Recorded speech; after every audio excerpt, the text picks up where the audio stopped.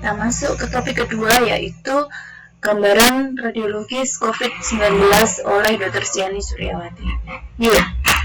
Yang tadi belum sempat gabung, webinar ini disponsori oleh Uang Kas FK 95. Jadi memang dari kita, oleh kita, untuk kita. Nah, bagaimana bisa ada uang kas itu? Karena kita sejak tahun 2014, insya Allah bersepakat untuk adanya iuran tahunan. Jadi jumlahnya 500.000 per tahun, sukarela, dan ini adalah rekeningnya. Kalau masih pengen lihat rekeningnya lagi, di grup ada profil, itu adalah rekening angkatan kita. Nah, untuk tahu apakah sudah bayar iuran atau belum, berapa tahun, misalnya seperti itu, bisa langsung menjapri ke Ibu Bendahara, ada Bu Yuli dan Bu Ana. Mereka siap 24 jam, enggak yuk. Nah, apa saja? Yaitu untuk ini. Jadi, untuk acara bersama, termasuk salah satunya webinar ini, kemudian uang duka cita, baksos, dan lain-lain. Nah, ini sekilas. Jadi ini adalah kurikulum vitae dari Dr. Siani. Sebentar ya. Agak perlu ya ditampilkan ya. Oh perlu, kan namanya webinar. Ini syarat sah. Tahu gitu kan kirim banget. Ya, jadi ini kurikulum vitae-nya ya sekedar tahu lah, kita teman-temannya biar tahu. Jadi ini edukasinya, trainingnya banyak, spesialtinya ya radiologi muskuloskeletal. Jadi ini organisasinya yaitu Perkumpulan Subspesialis Radiologi Muskuloskeletal Indonesia. Nah, kita paling nggak tahu ya Siani sekarang kalau kerjanya di mana aja nih Siani, mitra keluarga Kenjeran, terus ortopedik sama nahos ya. Siapa tahu yang ingin konsul-konsul. Nah, oke, silahkan Siani. Oke, selamat malam semua.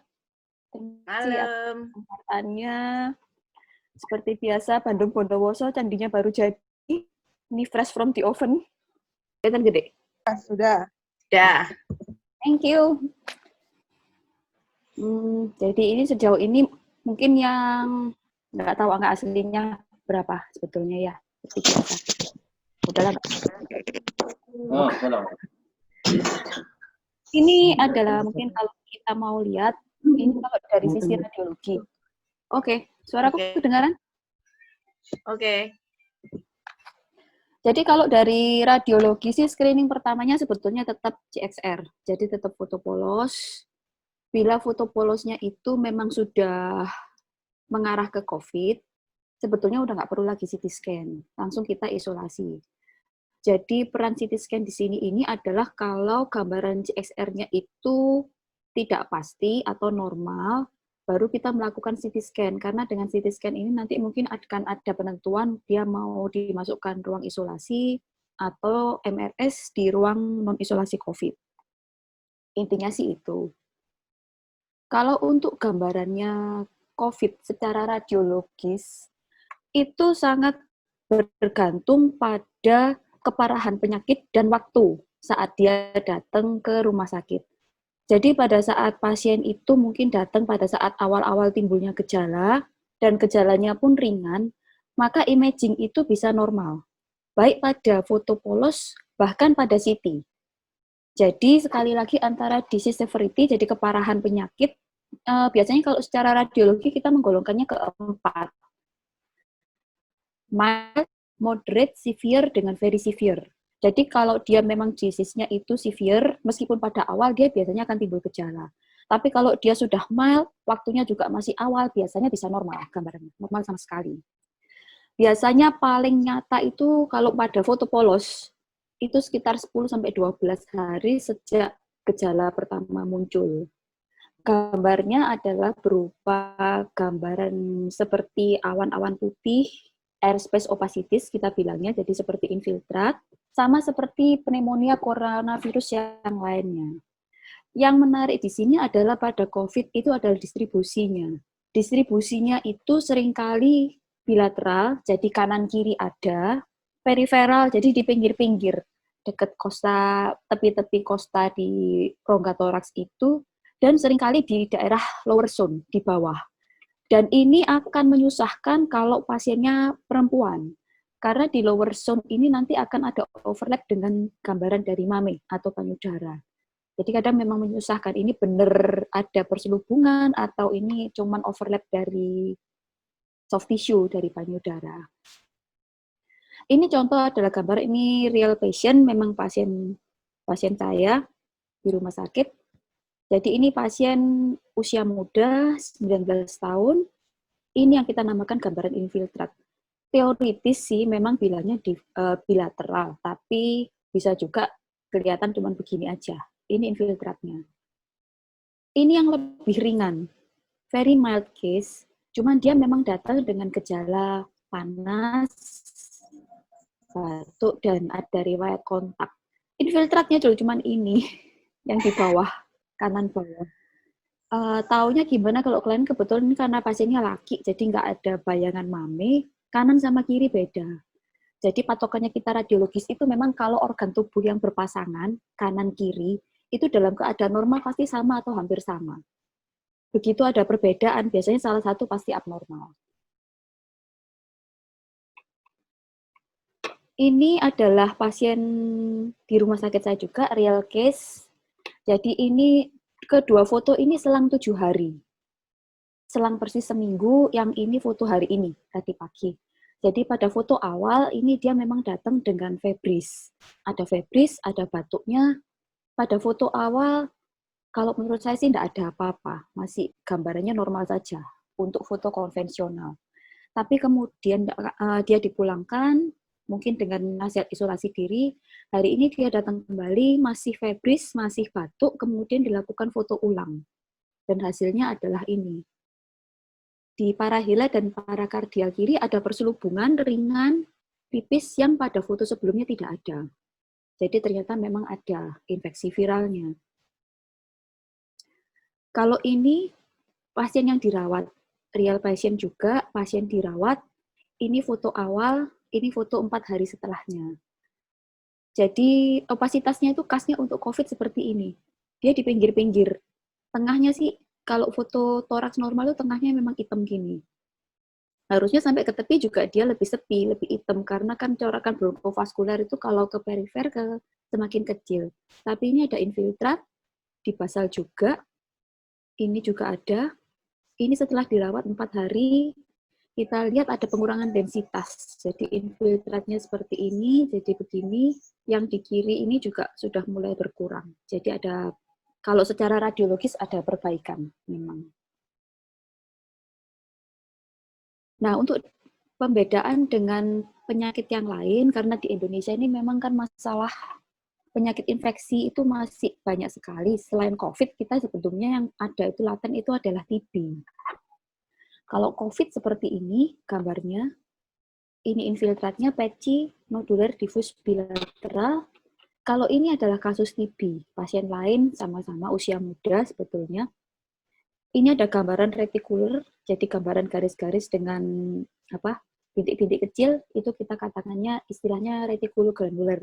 Mungkin ada interstisial proses, bisa pneumonia yang lain, atau ya miliary TB.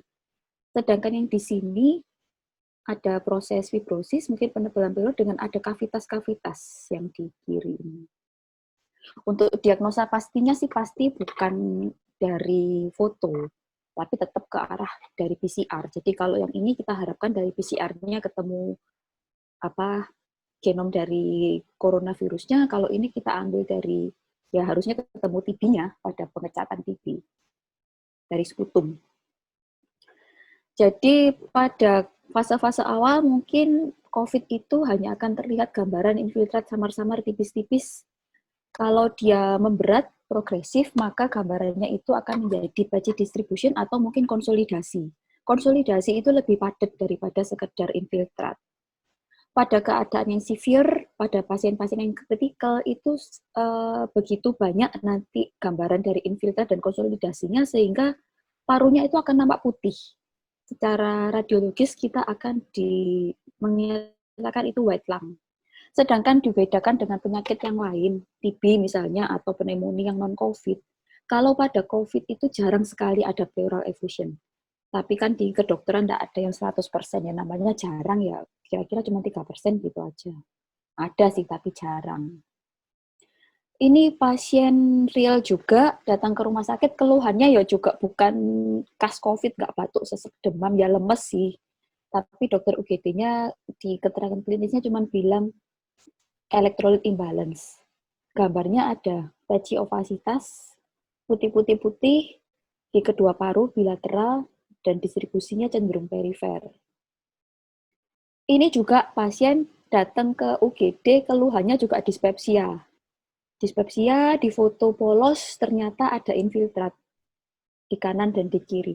Jadi kadang memang kalau di IGD secara praktikal, secara kenyataan praktis sekarang lebih aman kita menganggap semua pasien COVID sampai terbukti bukan daripada sebaliknya. Karena itu juga demi keamanan petugas medisnya, baik yang dokter IGD, perawat maupun radiografer. Nah, ini adalah gambaran pasien yang seperti saya bilang yang severe, critically ill, jadi ini pasien hari ke-6 setelah masuk, sekarang dia ada di ICU, sudah on venti, seperti yang terlihat ini ada ETT, gambaran infiltrat dan konsolidasi di kedua parunya cukup padat sehingga memberikan gambaran yang kita namakan white lung. Sekarang untuk CT scan sendiri ini memang dibandingkan dengan foto polos, dia akan memberikan gambaran kalau bilateralnya sama, ada subpleural ground glass opacity, kita istilahnya, batasnya tidak terlalu tegas, dan sama seperti pada foto juga, dia ada right lower predilection, jadi predileksinya tetap di bawah, jadi di bawah. Cuman imaging ini ya sama seperti yang lain, CT maupun CSR itu tidak organisme spesifik, jadi mau penyebabnya itu coronavirus yang SARS-CoV-2 seperti yang sekarang, mau H1N1 influenza, sitomegalovirus, mau sarkoidosis atau atipikal, itu gambarannya itu overlap, hampir sama. Jadi tetap antara klinis, lab, imaging itu harus dikonfirmasikan, jadi tidak bisa berdiri sendiri. Dan sama seperti pada foto, kita juga ada yang namanya progression, jadi temporal changes-nya, jadi antara waktu masuk, waktu perawatan, sampai mungkin nanti waktu dia akan dilepas atau dipulangkan. Jadi gambarannya itu bisa memberat, bisa berkurang. Ini adalah karakteristik COVID pada CT. COVID pada CT itu istilahnya adalah yang namanya GGO, ground glass opacity. Ini gambarnya seperti ini. Putih-putih-putih-putih. Mungkin memang lebih enak dilihat pada CT scan dibandingkan pada foto toraks konvensional. Karena CT scan ini dia nggak ada overlap kan, karena dia bisa reformat 3D, sedangkan pada foto toraks itu kan sebetulnya gambaran 2 dimensi dari organ tubuh kita yang sifatnya 3 dimensi. Jadi nggak bisa menghindari overlapping. Kalau dengan CT scan bisa. Terus kita lihat bahwa gambarannya itu cenderung di perifer, jadi di pinggir-pinggir, bukan di tengah-tengah sini. Pinggir-pinggir, batasnya nggak tegas, ini yang kita namakan ground glass opacity. Ini termasuk yang ringan, kalau kayak gini ringan, cuman segini gambarnya, atau segini, gitu aja. Patokannya sih yaitu tadi, kita lihat kanan kirinya. Jadi kalau normal itu kanan kiri gambarnya harusnya sama atau hampir sama. Nggak boleh ada sesuatu yang beda sendiri seperti ini. Kalau yang ini kan pola-pola vaskuler aja. Nah, pada CT scan memang dia lebih sensitif daripada pada foto. Gambaran CT yang tadi saya tunjukkan itu fotonya kayak gini, memang kayak normal aja. Tapi mungkin dengan klinis, karena itu tadi ya, jadi kalau klinisnya dia mengarah ke COVID, labnya mengarah ke COVID, tapi fotonya normal, bisa kita mintakan CT. Karena dengan CT otomatis gambarnya akan tampak lebih jelas dibandingkan dengan foto polos biasa.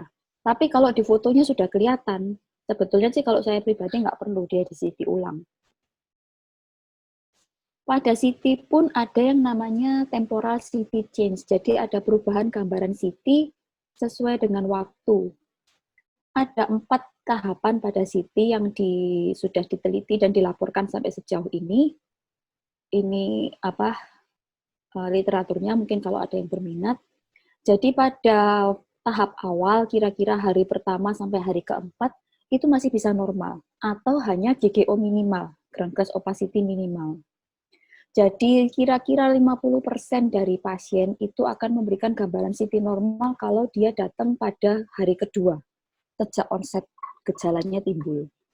Fase progresif itu kira-kira 5-8 hari, ada gambaran dari GGO yang lebih banyak dibandingkan fase awal, dan juga mungkin ada crazy paving appearance, jadi mulai ada gambaran crazy paving. Crazy paving itu kayak batu bata itu, jadi kayak ya nanti aja dilihat gambarnya. Peak stage ini kira-kira 9-13 hari sudah mulai ada konsolidasi, jadi ada pemadatan dari GGO-nya, dari ground-glass opacity-nya, gambarnya tampak jauh lebih putih dan lebih padat. Sedangkan lewat dari 14 hari, kalau pasiennya membaik, biasanya ada perbaikan dari gambaran CT-nya. Tapi gambaran itu mungkin akan menetap dan baru sama sekali hilang, dan mungkin hanya akan timbul gambaran fibrus itu kira-kira 1 bulan bisa lebih. Contoh, ini pada tahap awal, ini juga CT scan, gambaran GGO-nya cuma seperti ini. Ada perselubungan tipis, batas tidak tegas di daerah perifer, subpleura, jadi di pinggir-pinggir. Ini pada irisan aksial, ini pada irisan koronalnya. Ini pasien 36 tahun, pada hari ke-6 sejak dia timbulnya gejala demam. Kalau ini adalah gambaran pasien lain yang sudah masuk ke fase progresif. Dibandingkan pada foto yang pada pasien yang awal, pada fase awal kan GGO-nya cuma seperti ini. Perselubungannya tipis. Ini perselubungannya sudah tampak lebih padat dan sudah ada gambaran crazy paving-nya. Jadi itu adalah karena ada intralobular dan interlobular septal thickening. Jadi gambaran kayak paving batu yang disusun gitu loh. Sama predileksinya juga cenderung di bawah dan di perifer, di pinggir.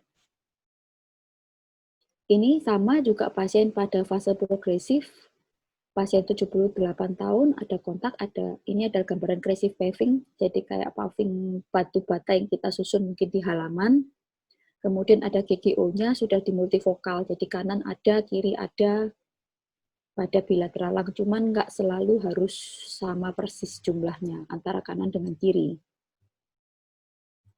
Ini kalau sudah kondisinya lebih berat, jadi gambarannya itu sudah GGO-nya sudah lebih luas, ada konsolidasi, ada crazy paving-nya. Kalau di foto polos mungkin akan menimbulkan gambaran white lung seperti yang tadi, jadi tampak putih. Pada kondisi seperti ini, tanpa CT pun, dengan foto polos pun gambarannya pasti sudah jelas, sudah khas untuk COVID. Ini adalah foto serial dari pasien yang sama.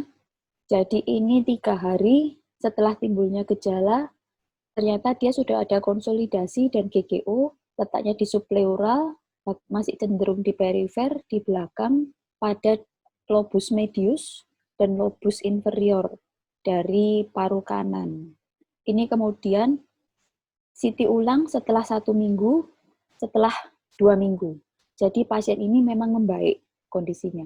Jadi pada masa awal seperti ini, tampak lebih putih dan padat, seminggu kemudian sudah mulai berkurang densitasnya, sudah tidak tampak seputih seperti pada CT scan awal, pada 2 minggu sudah sangat berkurang GGO-nya, tapi masih ada.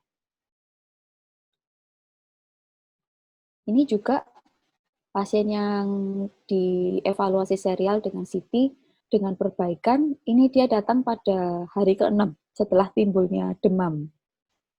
Ini ada GGO, kalau yang kayak gini nih GGO yang tipis, ground-glass opacity, sudah padat seperti ini, kita bilangnya konsolidasi. Setelah 5 hari, sudah mulai berkurang gambarannya, dan kemudian setelah 10 hari berkurang tapi masih ada. Tapi sudah tipis sekali. Dibandingkan pada saat awal dia masuk ke rumah sakit yang seperti ini, kemudian jadi seperti ini, berarti ada perbaikan signifikan. Ini ringkasannya, jadi typical finding-nya untuk COVID pada CT.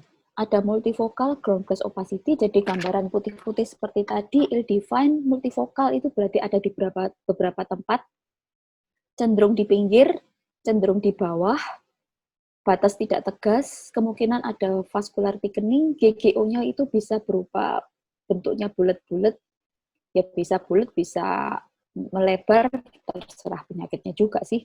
Ada gambaran crazy paving kalau sudah ada intralobular dan interlobular thickening, ground glass konsolidasi, jadi ada pemadatan, ada reverse halo, ada spider web. Sedangkan atypical finding ini kalau dia posisinya di sentral atau peribronkofaskuler. Limfadenopati ini juga jarang pada COVID. Jadi selain efusi pleura, limfadenopati juga jarang. Biasanya kalau infeksi yang lain, misalnya pada TB atau pneumonia dengan penyebab bakterial, kita menemukan ada limfadenopati. Tapi kalau COVID memang jarang sekali. Sangat atipikal, jadi biasanya ini sih bukan COVID, kalau kita menemukan ada kavitasi atau ada kalsifikasi, ini sih punyanya TB biasanya. 3-in-bud pattern ini juga ada gambaran dari TB. Nodular pattern ini lebih banyak metastase dibandingkan kalau infeksi massa pleural thickening ini juga sangat jarang pada COVID. Ini juga, kalau ini saya ambil dari internet, dari jurnal, jadi bukan real case, karena kalau real case itu jarang kita bisa CT scan bolak-balik. Selain masalah radiasi, juga masalah biaya sebetulnya. Jadi ini pada saat-saat awal, dia datang ke rumah sakit, ini GGO-nya. Ini, ya. Jadi ada multivokal, GGO, distribusinya bilateral, perifer.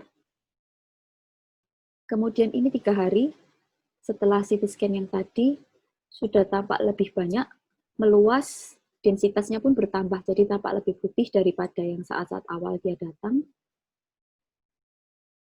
Kemudian ini hari ke-14 tampak memberat, jadi sudah mulai ada konsolidasi, sudah ada crazy paving pattern-nya, kemudian densitas dan luas daerah yang mengalami perselubungan juga jauh lebih banyak dari awal. Ini hari ke-16 konsolidasinya bertambah, jadi semakin padat kapasitasnya. Itu kalau yang penyakitnya memberat. Kalau yang membaik, seperti ini saat awal dia datang, hari ke-9 dia jauh berkurang dibandingkan pada hari yang awal. Jadi asalnya seperti ini, gambaran GGO-nya, gambaran ground glass opacity, infiltrat atau perselubungan atau apapun lah namanya. Berikutnya pada hari ke-9 dia tampak sangat jauh berkurang, baik densitas maupun distribusinya. Kerugian dari CT itu kalau di rumah sakit, terutama rumah sakit yang di Indonesia ini rata-rata CT scan-nya kita cuma punya satu. Beda dengan kayak di Cina atau bahkan di Singapura atau di Taiwan, terutama di negara-negara yang sebelumnya pernah mengalami musibah SARS. Mereka sudah lebih siap. Jadi biasanya radiologi itu pun akan dipisah antara radiologi yang untuk penyakit infeksi dengan radiologi untuk kasus-kasus rutin. Sedangkan kita biasanya ruangannya cuma satu itu, alatnya juga cuma satu, alat CT scan-nya. Jadi pada pemeriksaan CT scan itu selalu ada resiko infeksi dan kontaminasi baik selama pemeriksaan maupun selama transfer. Karena kalau foto, kita masih bisa ada alat yang namanya mobile X-ray. Biasanya pada kondisi saat ini, seperti di rumah sakit saya, yang dipakai untuk memeriksa pasien-pasien di ruangan IGD, yang untuk menerima pasien COVID itu adalah mobile X-ray-nya. Begitu juga untuk evaluasi pasien yang di ruangan isolasi, di HCU maupun di ICU, itu kita pakai mobile X-ray. Kalau CT scan kan nggak mungkin dibawa mobile, jadi pasiennya yang harus dibawa turun. Dan itu nanti akan ada risiko kontaminasi juga pada jalur-jalur yang dilalui oleh pasien tersebut. Kemudian pada pemeriksaan, bila pasien CT scan yang COVID itu banyak, biasanya setelah pemeriksaan kita harus melakukan desinfeksi. Setelah desinfeksi, biasanya ruangannya pun juga akan disemprot, disinfeksi, kemudian kita lakukan lockdown. Kalau menurut panduan awal sih sekitar 1-2 jam. Jadi setelah memeriksa pasien COVID, ruangan CT scan itu tidak bisa menerima pasien lain selama 1-2 jam untuk memastikan desinfeksi sudah berjalan dengan baik. Dan itu kerugiannya adalah akan menunda pemeriksaan dari pasien-pasien yang non-COVID. Cuman untuk pada saat-saat seperti ini sih memang pasien lain itu tidak banyak. Namun yang saya tahu sejak beberapa minggu terakhir ini, terutama karena kita sekarang sudah nggak bisa terbang ke luar negeri ya, nggak ada pemeriksaan. Jadi pasien-pasien yang biasanya kontrol ke Penang, ke Singapura, jadinya kontrolnya juga ke sini. Dan itu juga akan memerlukan alat dan pemeriksaan yang sama yang dipakai dengan pasien-pasien COVID. Kemudian radiasi, tentu saja CT scan itu radiasinya jauh lebih banyak dibandingkan foto polos. Semakin tinggi size-nya CT scan, semakin tinggi juga risiko radiasinya. Meskipun sekarang memang ada protokol khusus yang namanya yang menekan radiasi, jadi low dose radiation khusus untuk scan paru. Dan CT scan itu sendiri sebetulnya secara penelitian itu spesifikasinya rendah. Juga yang patut diingat, kadang-kadang ada CT scan yang normal padahal PCR-nya positif. Ya, karena memang CT scan sendiri ini spesifikasinya rendah. Nanti bisa dilihat di literaturnya. Tapi bisa juga sebaliknya, ada positif CT dengan PCR negatif case. Jadi PCR itu pun seringkali false negatif. Salah satu penyebabnya mungkin ya karena proses pengambilan sampelnya juga. Kira-kira sih kalau menurut saya sih begitu. Nggak tahu nanti mungkin dari yang klinisi atau Pak Afan gimana. Kenapa kok bisa ada negatif palsu pada pemeriksaan PCR. Tapi tentu saja pemeriksaan imaging maupun PCR ini kan juga penunjang. Jadi harus dikonfirmasikan juga dengan yang lain, baik dengan klinis maupun hasil pemeriksaan lab darahnya misalnya. Jadi tidak akan berdiri sendiri. Jadi kesimpulannya kalau dari saya, role of imaging pada COVID ini adalah untuk diagnosis, tentu saja melengkapi dengan klinis, lab, dan PCR. Kalau diagnosis pastinya sampai sejauh ini adalah PCR, jadi tetap PCR bukan imaging. Kemudian imaging ini digunakan untuk follow up CXR, jadi foto follow up rutin. Ini memang tergantung, kadang-kadang memang tergantung dokter yang merawat. Ada yang tiap hari difoto, ada yang diselang mungkin 3 hari, 5 hari sekali. Kalau dari sisi radiologi, dari sisi saya sih sebetulnya lebih setuju yang tidak tiap hari, terutama kalau memang tidak ada perubahan klinis yang signifikan.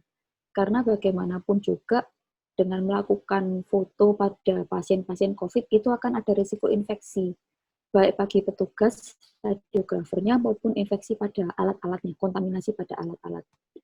Chest CT ini sangat berguna untuk decision making, terutama untuk therapeutic strategi.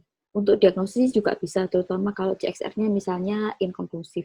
Jadi pada chest CT kita bisa evaluasi dari luasnya penyakit dan juga progresi dari penyakit. Begitu, sekian dari saya. Mungkin kalau ada yang masukan atau pertanyaan, terima kasih.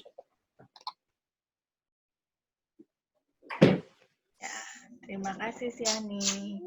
Oke, kalau yang ada pertanyaan silahkan. Sebentar, saya lihat di chat. Usulan seminar berikutnya topiknya sembarang, pokoknya pembicaranya tetap Siani ya. Ayo gue. Apakah gambaran GGO itu pasti COVID? Pastinya sih pasti enggak. Jadi untuk viral pneumonia yang lain itu juga bisa ada gambaran GGO. Sarkoidosis juga bisa. Jadi untuk imaging memang kita enggak bisa berdiri sendiri. GGO-nya itu sendiri kalau untuk COVID khasnya itu adalah itu tadi. Dia bilateral, kemudian perifer di pinggir-pinggir, sama cenderung di bawah. Kalau yang lain mungkin enggak terlalu, enggak ada semuanya itu. Jadi share lagi ya.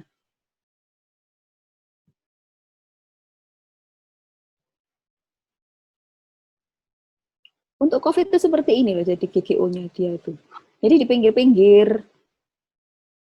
Kalau kita lihat dari aksial itu dia di pinggir-pinggir, di tepi-tepi gini. Nggak di tengah-tengah sini, bukan di daerah sentral parunya. Kenapa ya, Sian? Nah itu saya nggak tahu. Pak Afan mungkin bisa bantu. Kenapa kok dia cenderung begitu? Infiltrat itu kan sebetulnya kayak ada apa ya? Kayak ada eksudasi cairannya gitu loh. Ya ini khas memang, selalu yang kalau di-share itu memang kebanyakan kalau yang COVID itu pasti awalnya di lower. Mesti lower Iya. terus minggir, mesti memang. Jadi kadang, nah, Nah, ini makanya dia kan selalu bilang peripheral dan basal distribution. Kalau dia Reseptornya tak banyak di alveoli. oh, ini alveoli kan di pinggir ya. Kalau di tengah kan tempatnya bronko. Paling banyak ya, ditemukan di alveoli. Ya itu yang tadi ada yang nanya bedanya sama udim paru ya. Jadi kalau udim paru kan filtratnya medial itu cenderung di menyebar. tengah. Makanya kalau udim paru itu kita Terus ngomongnya responnya bagus. bad wing appearance. Mm-mm. Jadi kayak apa ya? Ya di tengah dia kan. Ayo kayak apa mau saya ngomong nang chat.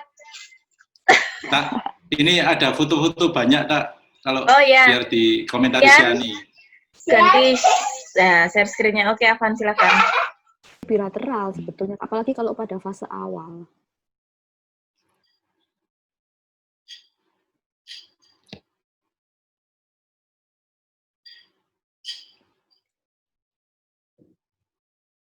Ini namanya belum tak hilangi. Ini sudah di share screen. Udah tak? Durung, Wan. Oh, gurung.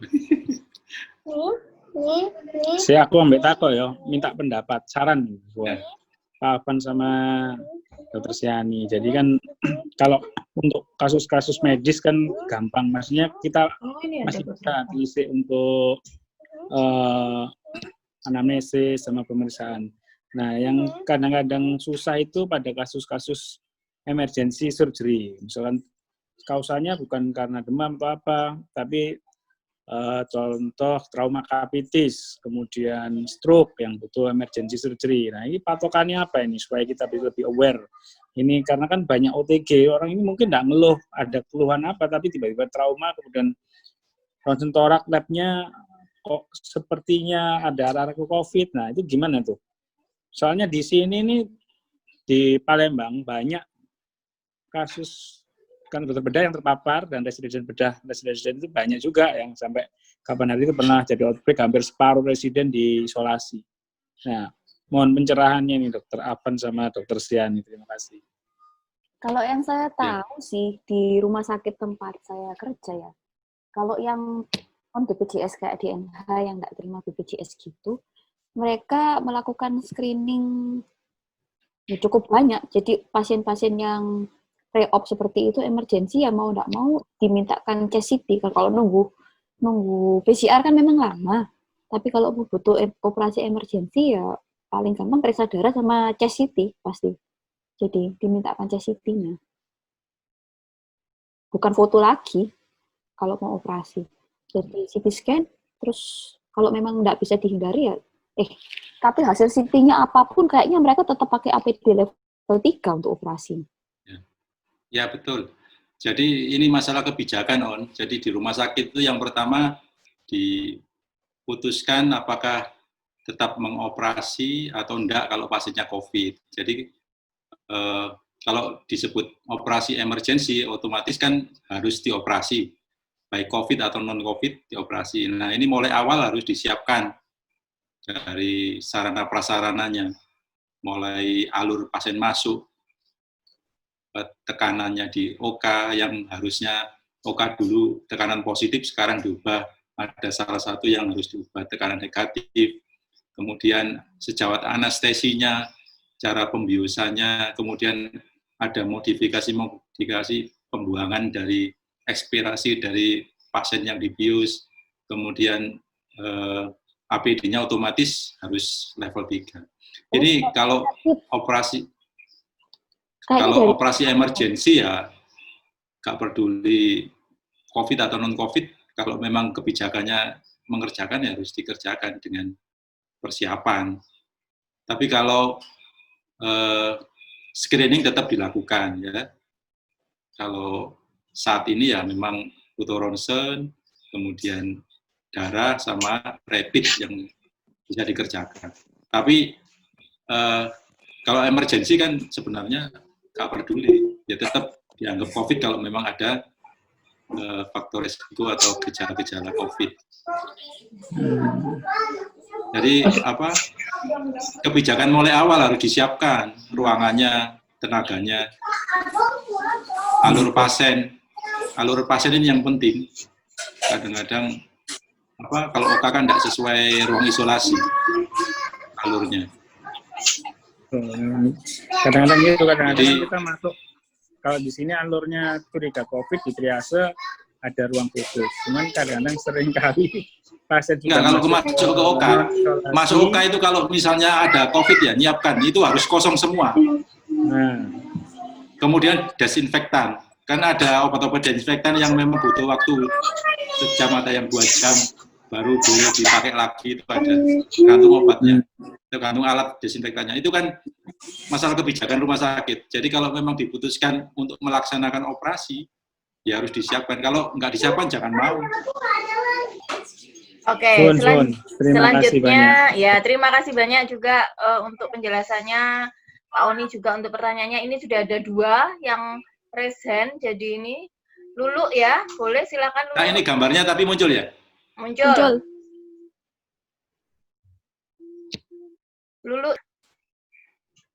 Lulu atau Dani? Iya, BPJS sih bisanya kita memang foto biasanya sih. Tapi kita bisa mengatasinya itu dengan foto serial, karena ciri khasnya COVID itu adalah dia itu cepat berubah. Jadi ini contohnya. Ini contohnya pasien yang riwayatnya memang pengobatan TB ya, ada gambaran fibrosis. Nah ini yang TB. Keluhannya klinisnya sangat khas ini ya. Ini positif ya, kita nggak kelihatan ada kayak ciri-ciri, tapi ini kita kebetulan dapat pasien rujukan ya. Rujukan katanya sudah PCR di luar, katanya positif, kita nggak terima hasilnya, fotonya seperti ini. Waktu itu awal-awal saya bilang, loh ini pasien TB kok masuk isolasi. Ternyata saya cari-cari hasilnya memang positif. Tapi tidak lama fotonya jadi gini. Nah, ini orang yang sama. Nah, itu. Ciri khasnya COVID itu tidak lama dia akan berubah itu. Jadi, bisa... Berapa hari itu, Van? Ini juga sama orangnya. Ini apalagi 4 hari, 5 harian foto kita. Sampai pulang, fibrosisnya tidak hilang, sampai pulang. Ini agak bersih sedikit. Di tempat saya itu 3 hari rata-rata dia foto ulang. Nah ini terakhir ini. Tapi ya pasiennya pulang ini. Ini lumayan karena satunya bersih, masih bisa lah nafas. Ini masih bersih fotonya. Kurang kok perselubungannya. Tapi bersih gitu. Fibrosis ya, Van ya? Ini awalnya memang ada TB. Ini awalnya ini. Ini awalnya ini. Teori terlalu COVID itu sembuhnya fibrosis kok. Sekitar berapa? Oh, bisa ya? 30%. Bikin sequelae fibrosis ya, bisa ya? Bisa. Sequelae fibrosis sama ada. Jadi pasien-pasien kita yang pulang itu fotonya masih kotor semua, nggak bisa. Traction bronkiektasis. Ada traction bronkiektasis juga. Jadi kadang memang kemampuan parunya akan berkurang setelah. Ada lagi. Terutama kalau yang severe. Nah. Kalau yang mild bisa bersih. Yang mungkin masih muda, imunnya bagus, memang penyakitnya dari awal nggak berat. Ya. Nah ini, kalau seperti ini foto pertamanya taruh sini. Ini foto pertama kayak ini, kayak kardiomegali ya. Tapi lihat kalau udem paru nggak seperti ini. Udem paru kan di sini. Kalau ini yang bersih. Lain itu memang jantung lebih besar. Ini yang teman-teman jantung mesti nggak percaya, dibilang pasien udem paru selalu curiga COVID, kita bilang bukan itu udem paru, karena beda ya. Gambaran ronsennya beda, ada penyakit penyertanya udem tungkai, respon dengan lasik, habis putih gitu, saya bilang udem paru, nggak percaya, disuruh rapid bolak-balik, saya coba lasik terus foto ulang, akhirnya bersih. Ya betul, itu pasnya udem paru. Ya. Kalau seperti ini nggak bersih-bersih itu. Terus udem paru itu biasanya ada efusi juga. Sering ada efusi. Sedangkan kalau COVID jarang, hampir nggak ada efusinya. Ya, ini meskipun. Oke, Dani jadi bertanya. Terima kasih. Sebetulnya tadi sudah terjawab sih. Yang pertama. Sudah, Dan. Ya, Kayak terjawab sudah. enggak. Yang pertama saya menemui beberapa pasien saya itu gambaran torak awalnya itu peningkatan cerakan bronkofasikular, jadi bronkitis bacaannya. Cuma saya ulang 3 hari kemudian itu rata-rata usia masih muda dan udah beberapa saya temui itu. Itu mungkin bagaimana karena selama ini kan yang kita tahu prosesnya di perifer ya. Nah, ini peningkatannya di. Kemudian yang kedua yang saya mau tanya, kalau misalnya kita ada orang pasien dengan TB itu ada gambaran fotonya nanti sisanya berupa bekas TB, kalau COVID ini bagaimana? Tapi tadi sudah terjawab. Ya, terima kasih. Oke. Gimana yang lain, ada lagi pertanyaan atau sudah pada ngantuk semua? Soalnya post testnya sudah dikeluarkan nih, kayaknya sudah jawab post test semua ini. Tadi Marta tanya tentang ground glass ya. Ground glass itu terkenal dulu sebelum ada COVID, Itu pasien HIV. Pasien HIV fotonya itu saya dengar kalau HIV itu lihat fotonya. Ada gambaran ground glass, tapi bukan CT scan, tapi foto. Tapi HIV itu kalau ke rumah sakit lebih sangar-sangar biasanya fotonya. Enggak, kadang-kadang itu kelewatan ya. Saya bilang masuk ke Poliparu, ini HIV coba cek, ternyata positif. Ya lihat dari fotonya. Gambaran kabut tipis kayak menyeluruh. Apa? Miliar-miliar itu loh. Kayak TB miliar, jadi retikulogranular gitu. Aku ada pertanyaan sih sebenarnya, happy hipoksia. Hipoksia kok happy? Loh, ada soalnya happy hipoksia. Makanya sempat ada itu. Afan bisa menjelaskan nggak? Iya. Jadi kayaknya itu yang desaturasi. Kalau yang aku ini ya, jadi hipoksianya nggak terasa, tapi sudah desaturasi, tapi nggak terasa sesak. Yang tiba-tiba sampai 80 bahkan 60 apa benar seperti itu? Ini ku. Ya COVID itu kayak gitu. Lah ya, apakah itu yang disebut happy hipoksia? Hipoksia ada salah satu sejawatnya interna di Surabaya yang akhirnya meninggal itu kan gejalanya gitu. Jadi saya kebetulan diceritai teman yang di rumah sakit waktu dia datang CT scan itu, ke ruang CT scan tuh jalan. Iya. Selesai CT scan tuh sebetulnya buat niat jalan ke UGD. Tapi sampai UGD langsung desaturasi, langsung itu koma, intubasi. Ya, jarang yang berdiri sendiri. Ini kemarin sudah kami rapatkan dengan anestesi, tak. Jadi idealnya memang lebih awal ya, lebih awal di intervensi. Cuman kalau tempatku misalnya 25 ya, lebih awal itu jelas nggak nutut ya. Alat-alatnya kalau intervensi awal nggak nutut. Tapi kalau nunggu berat itu biasanya juga kadung bablas ya. Jadi perawat itu sering cerita, pasien itu barusan ngobrol, tiba-tiba langsung ngedrop, meninggal. Barusan disuap, bagus, tiba-tiba kondisi jelek. Foto juga ronsen juga sama, tiba-tiba kayak gini, terus langsung kayak gini. Ini nggak bisa napas ini, kayak gini. Itu jarak berapa lama itu? Ya itu tadi saya bilang, fotonya ini kan biasanya 3 hari. Nah ini kalau nggak PCR-nya positif ya kayak TBC kayak zaman dulu ini. Ini fotonya bersih, kayak TBC. Tapi ini swab-nya PCR positif. Jadi gini. Tapi dia membaik cepat dibandingkan TBC nggak bisa dari sini ke sini cuma berapa hari. Makanya serial kayak gini. Serial yang penting. Van, tanya Van. Ya. Nah, kausa mortisnya yang paling banyak itu apa, Van? Aku gagal nafas, tapi ya tergantung. Kalau BGA-nya nggak ada tanda-tanda gagal nafas, sepsis biasanya itu, shock sepsis. Sama pemerintah belum bayar. Ya, oke. Kalau nggak ada pertanyaan, mungkin ada share-share pengalaman di daerah. Ini ada siapa teman yang mau share mungkin pengalaman? Aku tak. Sopo iki? Jeki. Ini fotonya nggak ada yang ringan ya, jadi semua pasien-pasien yang dirawat itu fotonya kayak gini-gini semua ya. Tanya mengenai desaturasi tapi yang happy tadi ya. Aku pernah ada pasien itu kan riwayat jantung ya, memang dia kardiomegali, juga ada diabetesnya udah lama, miopati, terus kemudian dia COVID infected, dirawat selama bulan puasa itu ya kurang lebih 3 sembari Zaki tanya tak foto ya Rek ya. Action ya. Pak Zaki gak jelas itu. Kurang aku jelas. memang makhluk hitam Pak. Terus bareng ngono itu sudah swab 2 kali negatif, akhirnya pulang. Nah, pulang itu ternyata di rumah itu baru 1 minggu perburukan. Perburukan itu hipoglikemi.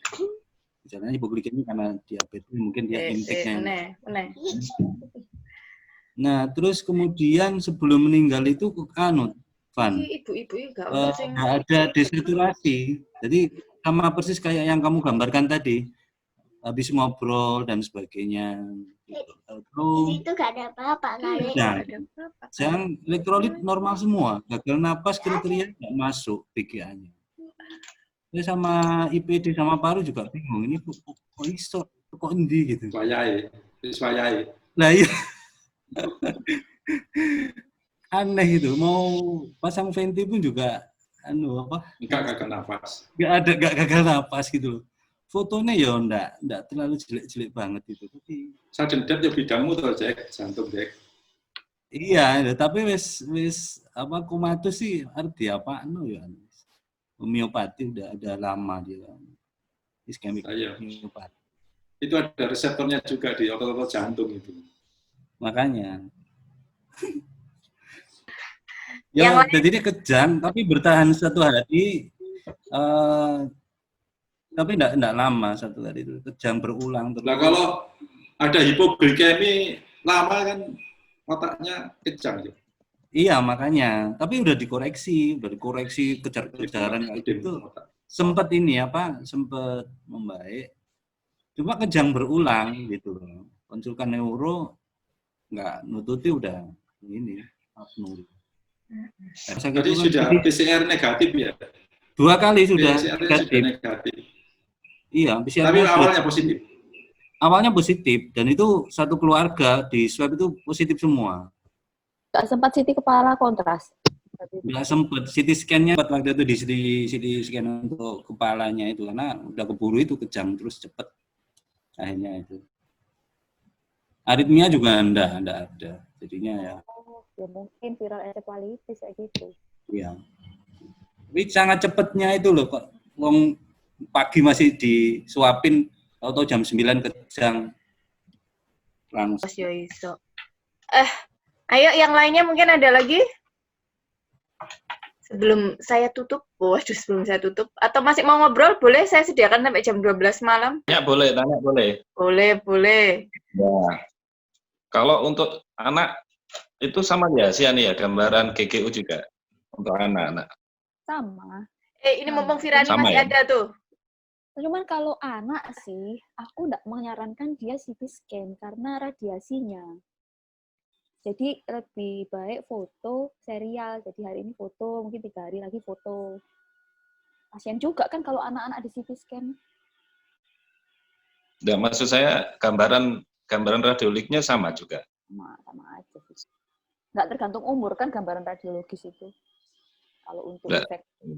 Umur sama kalau penyakit komorbid tertentu enggak menentukan ya. Misalnya kalau DM terus gambaran pneumonia kan KP kalau DM itu kan infiltratnya enggak di apek gitu ya. Kalau DM, kalau ada COVID enggak ya, di bawah. Ya tetap itu tadi patokannya, dia cenderung di pinggir bilateral. Jadi kalau yang kena lobus yang biasanya yang kena pertama itu lobus inferior, segmen posterior. Jadi di belakang dan di bawah. Kayak infeksi pada orang DM ya, TB yang di bawah itu. Iya, DM.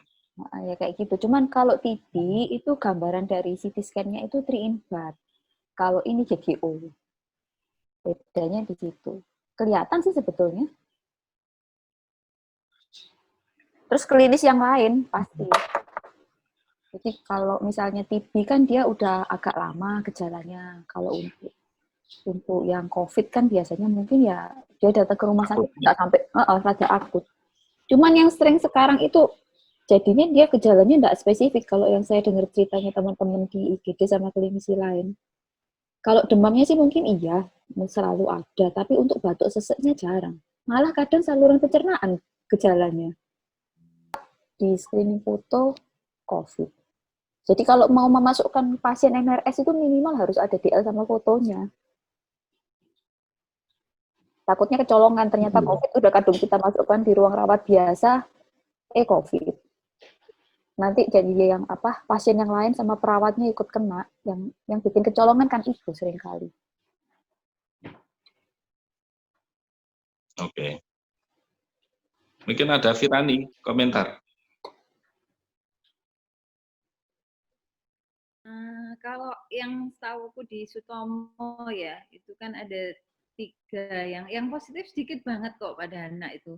Itu kematian ada 2 kematian itu malah dari encephalitis viral ya, tapi di rapid terus kebetulan karena skornya sesuai terus di rapid positif.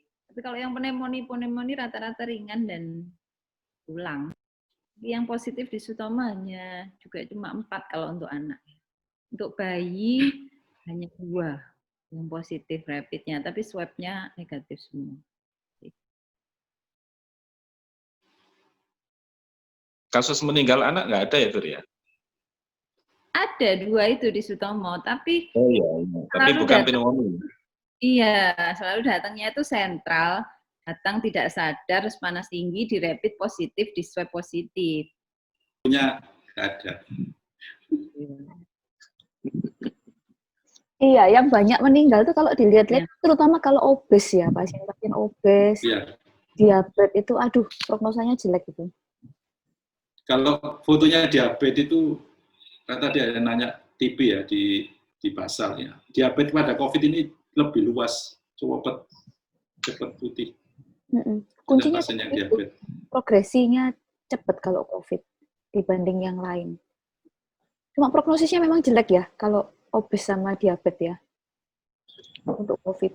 Ya itu sampai sekarang belum bisa diprediksi itu. Makanya kita lakukan foto serial.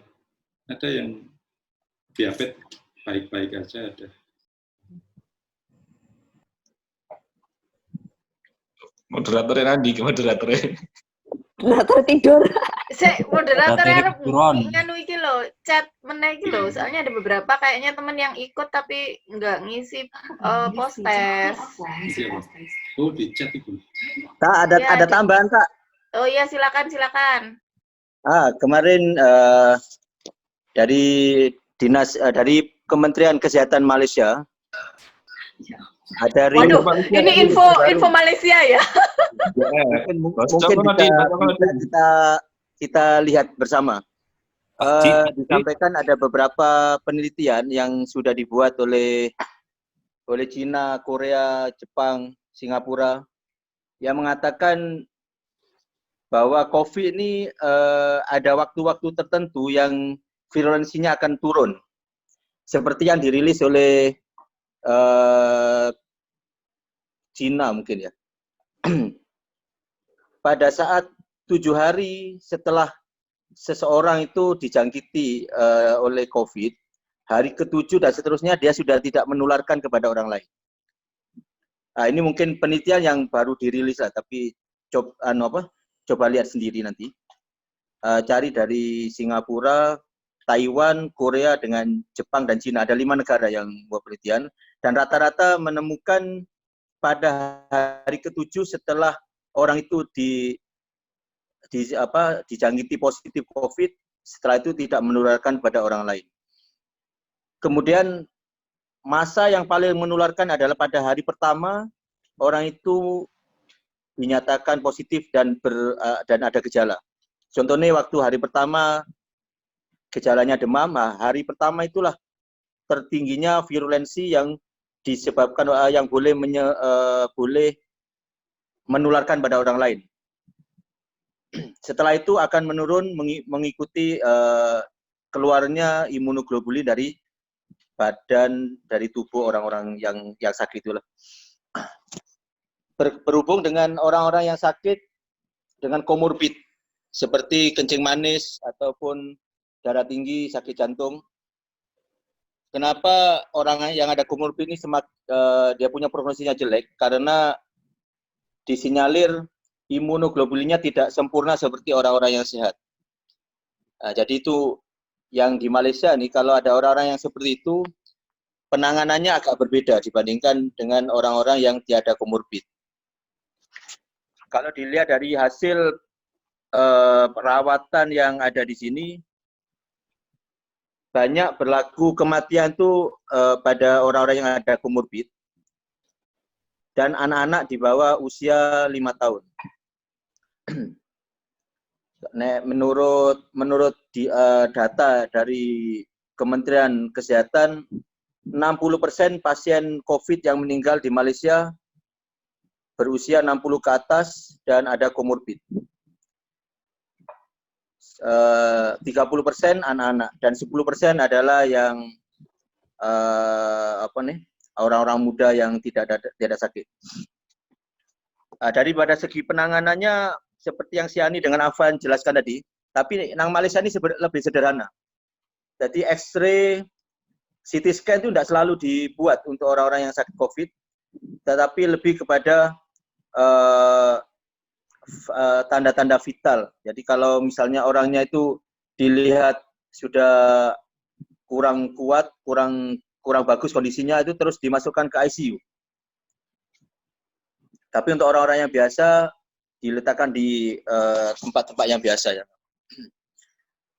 Nah, itu jadi tambahnya. Mungkin yang teman-teman boleh cari sekarang ini artikel yang berkenaan dengan virulensi COVID-19 nih. Nah, jadi boleh jadi panduan supaya kita tak terlalu takut pada COVID. Insyaallah. Oke. Matur suwun. Ilmune akeh saiki. Terima kasih Pak Cek. Wes asing penasaran Broden ngomong cara Malaysia iki mau wis campur aduk gak karuan. Logate. Sepurane nek mau ngomong bahasa Indonesia tadi bahasa Malaysia ya. Tapi ojo dicoba lo ya. COVID 10 dino wis disalami, wis rangkul-rangkulan, ojo dicoba. Oke. Nah, terus setelah ya itu saja informasinya ya. Tapi sebagian besarnya sama kok anu nih. Penata laksananya COVID di semua di bawah WHO punya nih, protapnya WHO. Ya, oke. Terus tapi. Jadi sudah ada lagi yang mau, ini sudah tinggal 10 menit sih, tapi kalau mau diselesaikan sekarang ya tidak apa-apa. Kenapa kita nganggap perlu, mereka nganggap apa medis itu jadi cuma cari untung aja dari COVID kan? Karena kan memang biayanya jadi banyak kan, karena harus rapid test, harus foto, DL. Kalau swasta yang besar kan malah harus swab, harus CT. Itu kan memang meningkatkan biaya.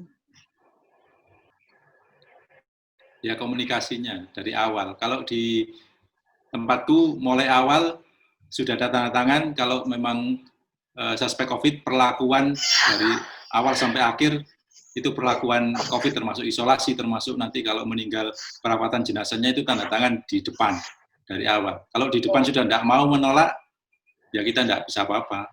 Tapi kalau sudah positif, tegak menolak, itu ada hotline polisi yang datang. Kalau sudah ya. Jadi sistem kayak di tempatku itu mulai depan parkiran sudah ada spanduk-spanduk, pintu sudah ditutupi semua, satu pintu. Kalau enggak bersedia ya milih tempat lain. Kita akhiri ya. Kalau mau diteruskan ini tetap tak buka sih, silahkan yang mau ngobrol-ngobrol, tapi istilahnya untuk webinarnya kita selesai sampai di sini dulu. Kalau misalnya ada yang minta presentasinya gimana nih para speakernya, mau di-share di grup atau bagaimana? Monggo ya.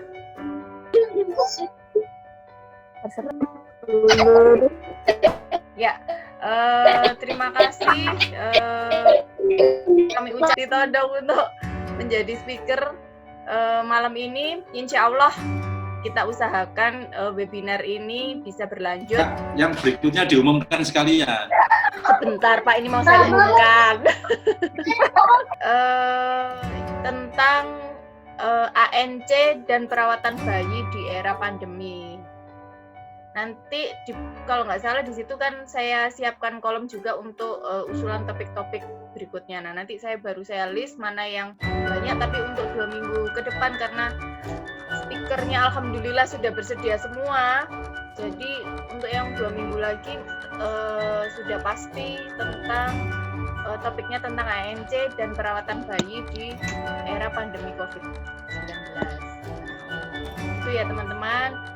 Monggo yang mau hadir lagi, semoga webinar ini bermanfaat untuk kita semua. Selain bersilaturahmi, tetap menjaga silaturahmi di Gen 95, tapi juga ada ilmunya lah. Paling nggak refreshing bagi yang sudah ahli-ahli, termasuk yang kita kan juga refreshing lagi. Terima kasih banyak, mohon maaf apabila ada salah-salah kata dari saya. Terima kasih. Wassalamualaikum warahmatullahi wabarakatuh. Selamat malam.